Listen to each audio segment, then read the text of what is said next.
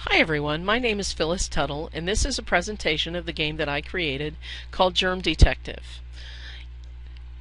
This game will be used in an introductory lesson covering the concepts of infectious disease.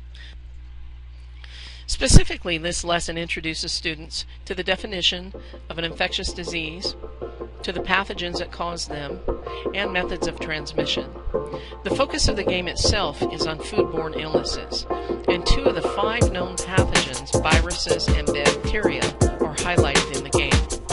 The object of the game is to find the pathogen and identify the disease that made a couple sick after eating out at a buffet. So, let's get started. Let me show you the game. This is the welcome screen that contains credits, instructions, and a police report. I only had 1 credit that I needed to put in here, and that is for the background music that you can hear in this presentation. And all other images and sound effects are licensed under the Creative Commons license. Going back to the main menu, we have the instructions page. In this page, the students can read through and find out what the game's about and what the object of the game is and how to play. It begins by telling them that they must do the work of a detective, the Germ Detective. And one of the things that indicates to the one playing the game is that this isn't just a simple make matches and you're going to win the game. You actually have to remember the clues. You will solve the case of the botched buffet by identifying the pathogen and the disease responsible for making Tom and Janie sick.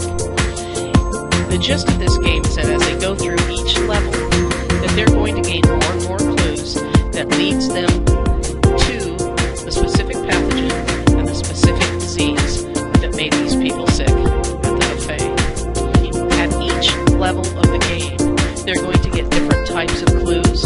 They're going to find things that help them eliminate certain pathogens as suspects, that help them eliminate certain diseases as suspects. Now, to finish reading the instructions, they're going to have to scroll down. To do this, you'll left-click on the screen and then just pull up and bring the text into view.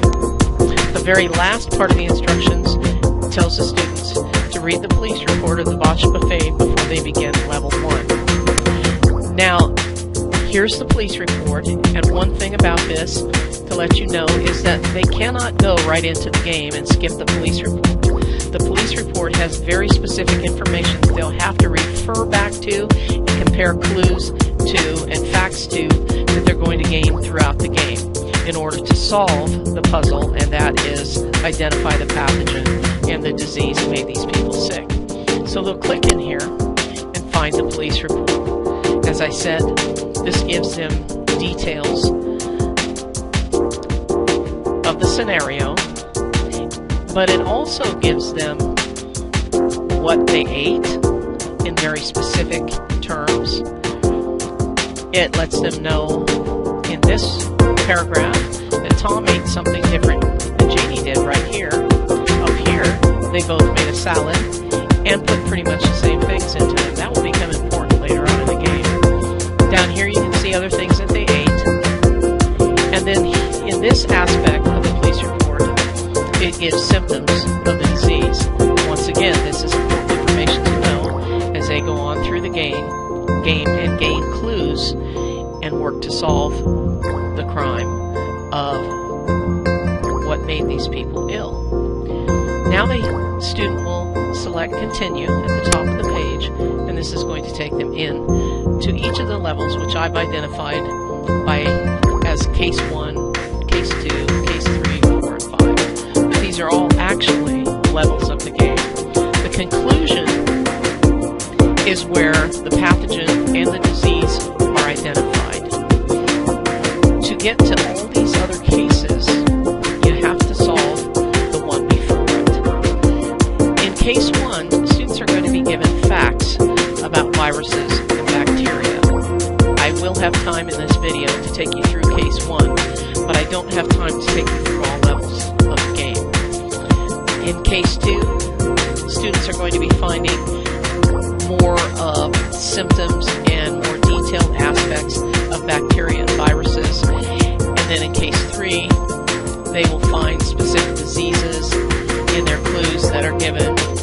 are attached to different bacteria or viruses. And in fact, they're going to be able, in case 3, to eliminate viruses altogether from their suspect list. Now in case 4, students are going to learn about methods of transmission, how diseases are transmitted, and more specifically, how very specific bacteria that cause foodborne illnesses are transmitted. This is going to be an important level of the game because students are going to need to refer back to that police report, think about what those 2 people ate, and what they might have eaten in common that would have transmitted a pathogen to them. So that's a very important level. In this level, more clues are given that actually eliminate all other suspects but the pathogen and disease that are responsible for making the people sick. Once again, though, it isn't just spelled out for the students. They're going to have to use deductive reasoning and higher order thinking skills in order to go to the conclusion level and solve the case. So let me show you the design of the game and how it's laid out in the time I have left. Every single level is laid out with 12 squares. And the object of each level is a matching game. Notice that when you make a wrong match, you get that rather unpleasant sound. And that lets students know auditorily as well as visually that they did not make a match. When a match is made, the bell rings and a screen pops up that gives a clue for students to read and remember.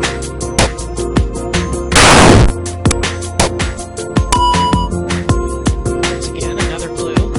This one about bacteria, how they're shaped. This will become important because in the next level it will tell them which shape of bacteria is responsible for most foodborne illnesses.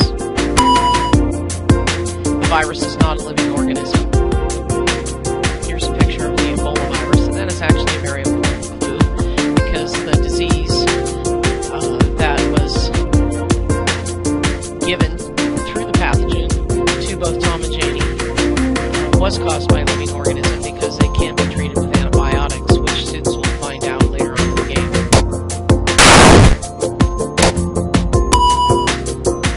Bacteria are single-celled organisms that live almost anywhere. Another fact.